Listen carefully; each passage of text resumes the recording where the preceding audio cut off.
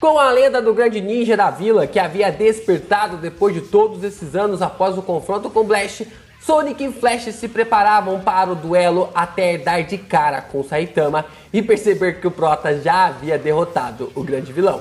Agora, Saitama parte em uma nova missão para conseguir quebrar uma grande lenda que já dura gerações.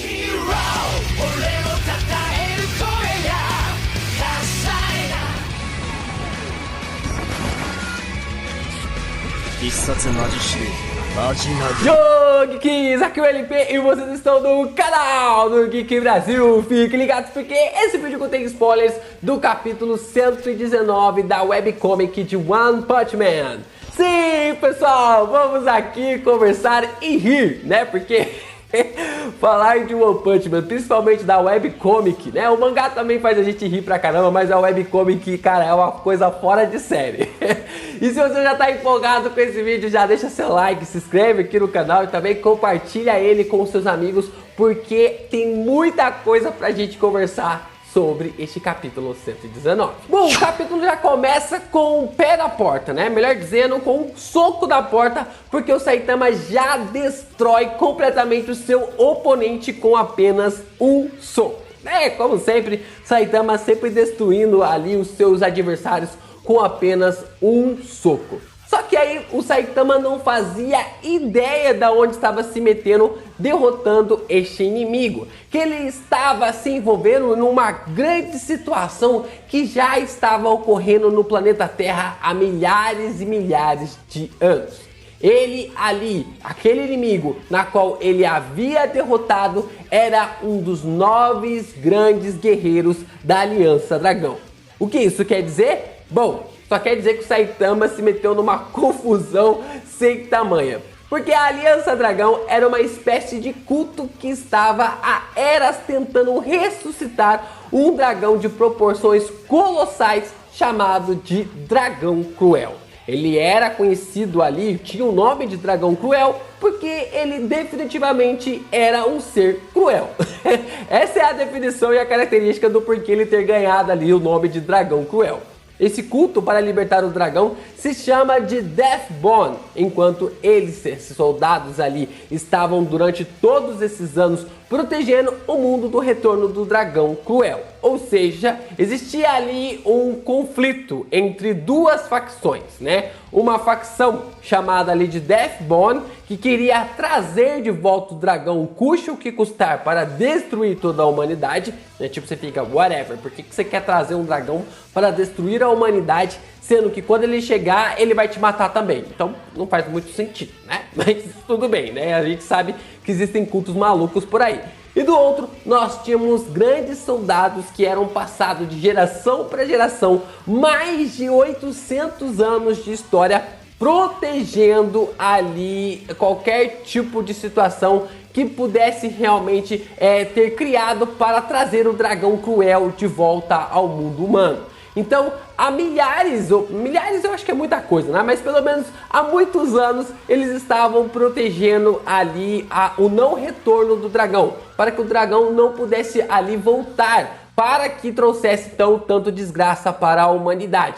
Então a gente tem esses dois conflitos, né, envolvendo a esses dois complôs, né, dessa sociedade, e eles falam que o Saitama então impediu a chegada desse ser, desse dragão cruel, e isso mais uma vez havia salvado ali o mundo. Só que aí o discípulo do Deathbone fala que se isso não ocorrer agora, daqui 10 anos ou 100 anos, alguém vai conseguir libertar o dragão. Seja quem for essa pessoa, uma hora o dragão cruel vai ser libertado. Então, nós observamos uma ideia genial. Uma ideia sensacional do Saitama mediante aquele conflito que já estava acontecendo há gerações. Por que ficar sofrendo com essa ansiedade? Por que não liberamos esse dragão agora de uma vez e eliminamos ele? E aí todo mundo fica olhando pra cara dele, olhando pra aquela ideia maluca do Saitama, tipo, você entendeu? Você tá ouvindo o que você tá falando? Você tá processando o que você tá falando? Você escutou o que a gente disse sobre este cara? ser ali o dragão cruel que tem a capacidade de destruir todo mundo humano. E aí, então, o Saitama fala que vai ajudar a reunir todas as essências de energia do dragão cruel para poder assim derrotá-lo. Ou seja, ele vai acabar de uma vez com esses conflitos, tanto ali pelo culto de Deathbone, quanto também ali os soldados que tentavam proteger e manter longe das mãos dos Deathbone sobre toda a essência dracônica. O Prota então ele acaba sequestrando ali o discípulo do Deathbone e começa a correr atrás de todas as essências. E conforme ele vai correndo ali atrás de todas essas essências, os soldados que estavam protegendo ali todos esses objetos começam a perseguir tanto o Saitama quanto também esse discípulo. Eles conseguem então, depois de algum tempo, não é mostrado na webcomic, que também tanto faz qual é o tempo que passou, as essências do dragão e assim invocam ali o monstro, com o Saitama dizendo que precisa voltar antes do supermercado fechar, porque aquele era o dia do descontão.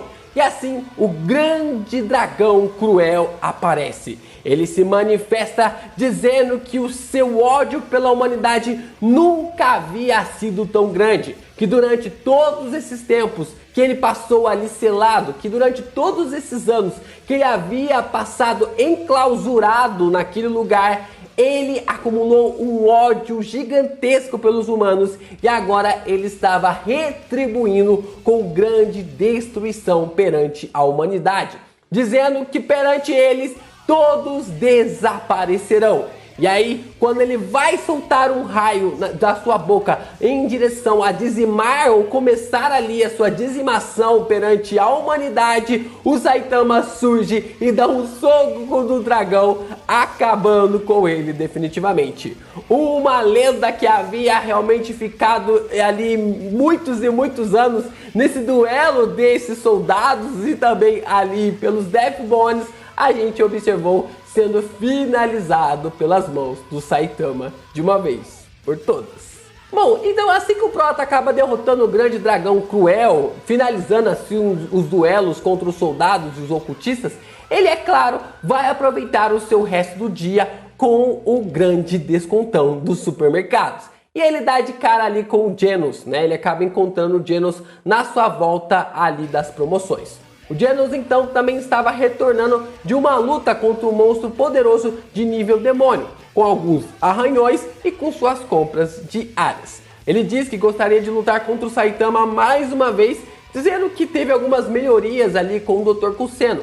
E nessa conversa que ele teve com as suas melhorias com o doutor, ele acabou falando do Saitama sobre o que ele é capaz de fazer, e aí até mesmo o Dr. Kusseno diz de que está interessado em estudar o corpo do Saitama. E aí conversa vai, conversa vem, Saitama diz também que pode realmente voltar a lutar contra o Genos, né? Toda aquela perspectiva se ele realmente quiser, e que talvez aí durante esses confrontos ele pode realmente ter o seu corpo sendo estudado pelo Dr. Kusseno, o que pode ser uma coisa bem interessante. E aí quando eles estão conversando, o herói Mask acaba surgindo, fazendo uma proposta para o Saitama tomar chá junto com ele. O Genos acaba se recusando, achando que ali a oferta era para ele, mas o Mask na verdade estava pedindo para o Prota ir com ele tomar um chá. E aí o Saitama acaba aceitando. A noite acaba se passando e então no outro dia eles acabam se encontrando. E o Saitama até mesmo está bem contente pelo convite, já que ele fica entediado muitas vezes no seu dia a dia devido à forma como ele consegue derrotar os monstros de um jeito muito rápido, que não tem tanto embate ali nos seus confrontos. E aí, ele que está sendo atendido por um garçom em um dos restaurantes mais incríveis ali da cidade onde eles estão, acaba pedindo uma coca. Mas o Mask acaba atravessando o pedido do Saitama, pedindo uma animolada... Meu Deus, tô parecendo Cebolinha.